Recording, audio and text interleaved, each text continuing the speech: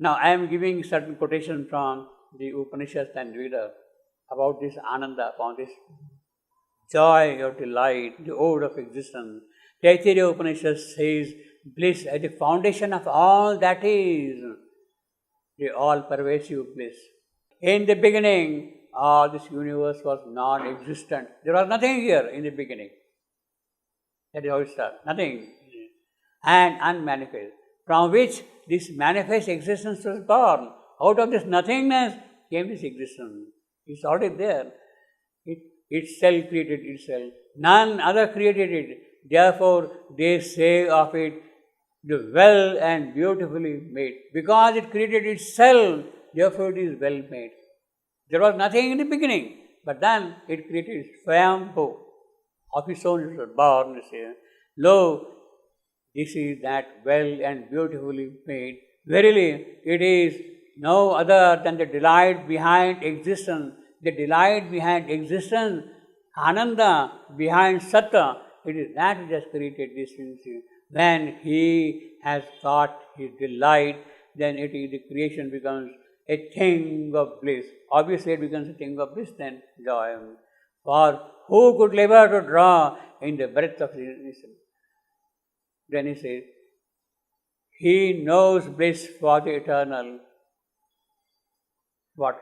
For from bliss alone it appears. This creation appears from bliss alone. These creatures born and being born, they live by bliss. They are born in bliss, they live in bliss, and to bliss they go. They come from bliss, they live in bliss, they bliss to go. The spirit who is here in man,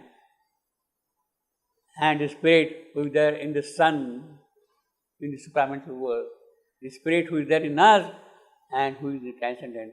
It is one spirit, and there is no other. It is he who is pervading the whole thing. He who has this knowledge, when he goes from this world, having passed the self which is of food, having passed the self which is of prana, he is going now from matter to life. Prana, food, matter, prana, life. Having passed the self from mind, having passed the self from knowledge, having passed the self to bliss, so he is going from all these things, matter, life, mind, vijnana, supermind, and ananda. He is passed. Having passed to bliss, so he ranges about the world. It is he who is spreading all around here. He is what he will. What he wants, he will. Having passed, will takes what shape he will and think of mighty Sama. So he will take whatever he wants now. He has passed through matter, through life, vital, through mind, through knowledge, through bliss, Ananda, and then he can take whatever shape he likes here, whatever he wants to enjoy, whatever he wants to see. Sorry. What is Anandamaya Purusha? That is Supreme Purusha. See, all these are Purusha. Pranamaya, vital being. Annamaya, that is the physical being. Pranamaya, vital being. Then mental being. Manomaya Purusha. Then Vijnanamaya Purusha. Yeah. Then the bliss of being. That is Anandamaya Purusha. So these are the five Purushas. Now he has crossed all those levels. And now he can do whatever he wants, wherever he wants. That's what he's trying to do. And he has crossed these. Sorry, he has crossed these levels. Yes, from prana he has climbed up, long to Anandamaya Purusha. Yes, no? Through the Purushas. Yes. Using the Purushas. Yeah, the individual soul who has experienced all that thing and is now in the Ananda world. After he can be whatever he wants. That is his will now. And then he sings a joyous song. Ho, ho, ho. I am food. Yes, I am food. Prana. Sorry, Anna. I am Anna. Sorry, and where is the psychic being now? Where the psychic being no, and Purusha, what's the difference? No. Well, I mean the divine, the individual soul now, when it has attained all these stages, he has climbed through all the physical, the vital, the mental, the supramental, the transcendental Ananda, when he has crossed through all those things, then he can become whatever he wants. And then he sings a joyous song, ho, ho, ho, I am food. Yes, this Anna, this matter, I am matter. I am food, I am food. I am the eater of the food. Yes, I enjoy material world also. I am the eater. I am the eater. I am he who made scripture. All this. I am the one now who writes this. I am he who made. I am he who made. I am the firstborn of the divine law. Rutam, I am the firstborn now of the divine law. Before the gods were not there, now I am there. I am here at the very heart of immortality. Yes, I have reason to say now. He who gives me, verily, he preserves me. For I being food, eat him that eats. I have conquered the whole world and possessed it. My light is the sun in its glory. My light. So this is the attainment now of the spiritual being in that Ananda. He has climbed up the entire ladder of creation, of evolution, and reached that highest stage, you see. Psychic being mentioned. No, psychic being is the evolutionary being. Is Chaitanya Purusha. Chaitanya Purusha. This is a psychic being. The Sanskrit term which Shivandu uses for psychic being is Chaitya Purusha. Chaitya Purusha. Not Chaitanya, Chaitya. The divine plane. The plane child is called. Consciousness. Plane. And the connection between Chaitya Purusha and the five Purushas. See, basically, what we have here is, as the Rigveda says, which I have been repeating also, it is the gods who have sent a divine Agni to the mortal world. The divine Agni was sent by the gods to the mortal world. So he has become the immortal in the mortal. Agni is the immortal in the mortal. So the Vedic description is of that being which is within us, that Agni who is there. It is he who is a traveler who journeys from plane to plane, from consciousness to consciousness, and attains higher and higher states, you see. So it is that divine Agni which is seated within us, who is really growing in the on the ladder of evolution and reaching this particular stage afterwards. So you may call him Chaitya Purusha, you may call him soul or whatever. Basically, it is the divine Agni who is present in us, who is making progress. I call that divine Agni, that little Agni which is there in us, little Vishnu. It is that little Vishnu who is there. Vishnu is nothing but the form of Agni in the evolution here. That little Vishnu is there. It is that Vishnu who is really growing up. You may call him psychic being, etc., etc. It's a question of description now. Basically, the Veda is very clear. It is by the will and persuasion of the gods. Gods have done a great thing. They persuaded Agni, go and enter into the mortal world. Go and enter into the mortal world. And Agni accepts their suggestion. And he accepts, not that he is forced to do that thing. He sees the divine possibility there. And because the gods are telling him to go and occupy the mortal world, it means that the entire support of the gods is also there with him.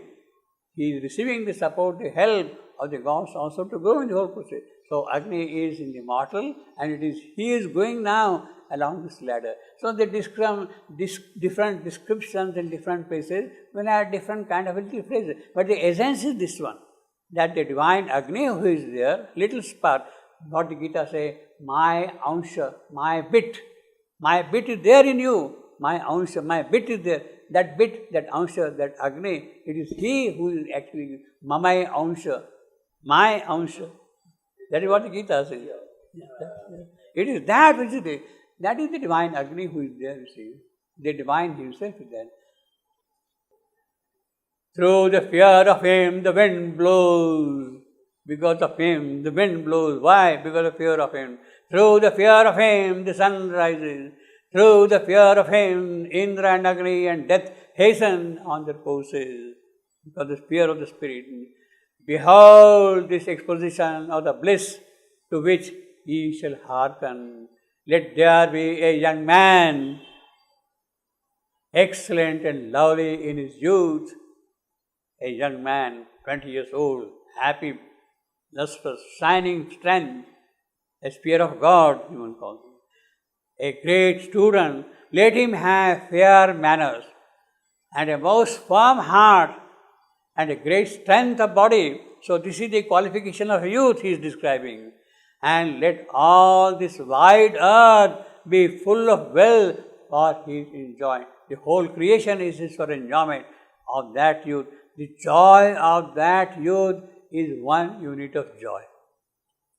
A youth who is well built, who is lustrous, his body strength, strong, mind, everything is fully developed. It is the joy, the whole creation is at his disposal. He can do whatever he likes. That hero, that warrior, that prince, his joy is one unit of joy. Then he says, that is the measure of the bliss of human being. Now 100 and 100-fold of the human measures of bliss, hundreds and hundreds of times of this bliss of youth, is the bliss of angels in heaven. Means 100-folds of the youth's bliss is one bliss of the angels. He is now getting up the levels of bliss. Of the human mortal, what is one bliss? Hundreds and hundreds units of this human mortal in the bliss of him. And this measure of bliss of Vedavai, whose bright is a 100-fold of this measure of angelic bliss is the bliss of God.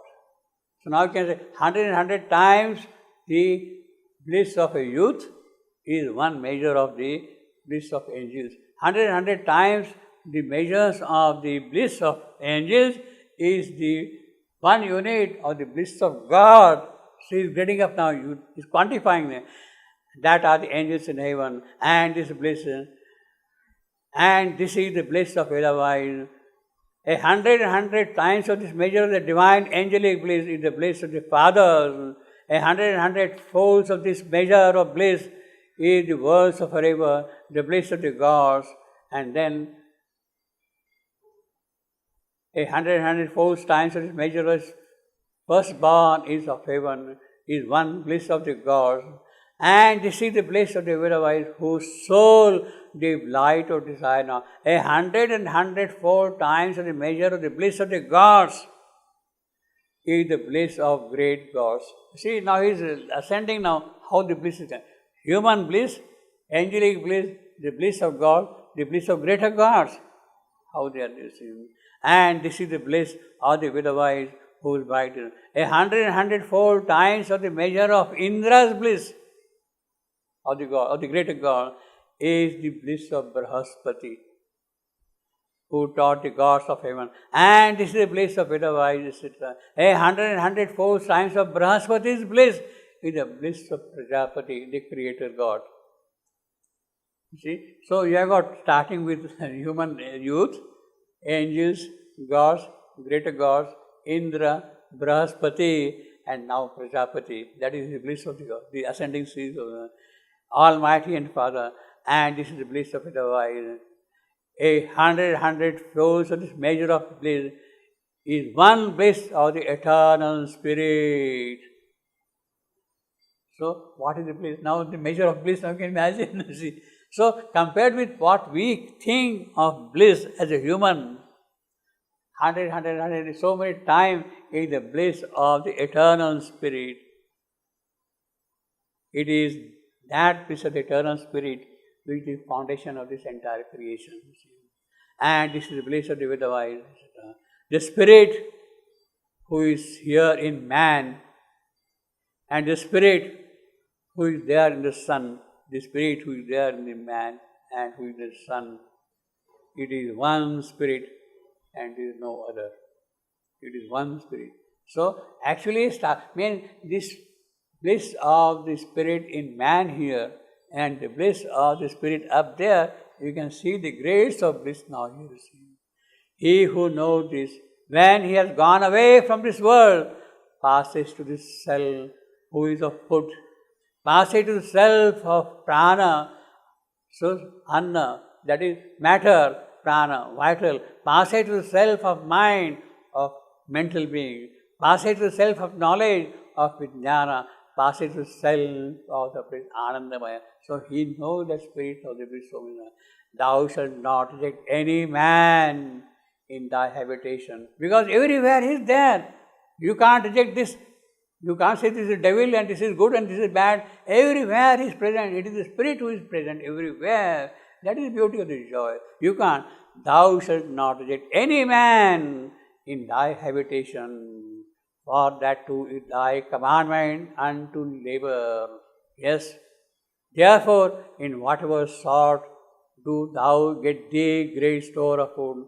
They say unto the stranger of the dwelling, arise, the food is ready. The food is ready. Food is bliss itself. Everywhere food is ready. Yes, the dinner is ready. You have to go and enjoy the dinner now, you see. The food is ready. And then we'll come to the last part. How the Rigveda is. This is the description from Taittiriya Upanishad.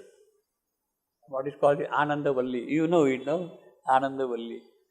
What a beautiful, powerful poetry it is. And see that poetry, joy is lifting up and nothing is left behind. He is present everywhere.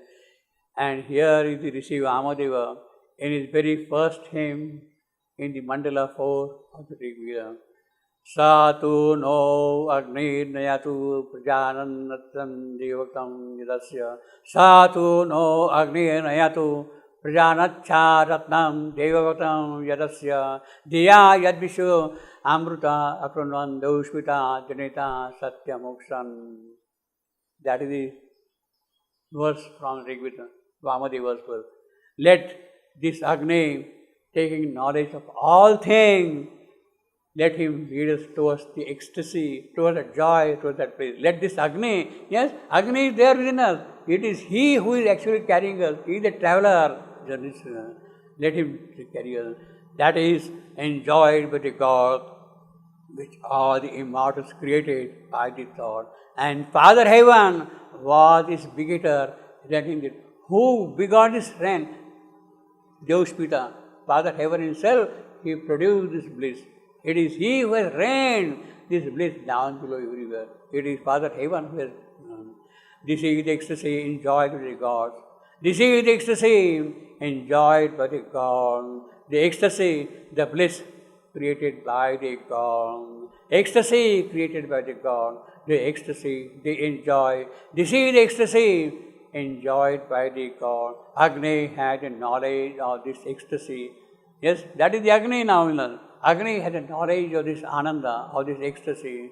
He had a knowledge of this ecstasy enjoyed by the God. He enjoying it with them. In the knowledge of all these things, and this bliss created by the God, enjoyed by the God, let Agni lead us towards it, towards that ecstasy.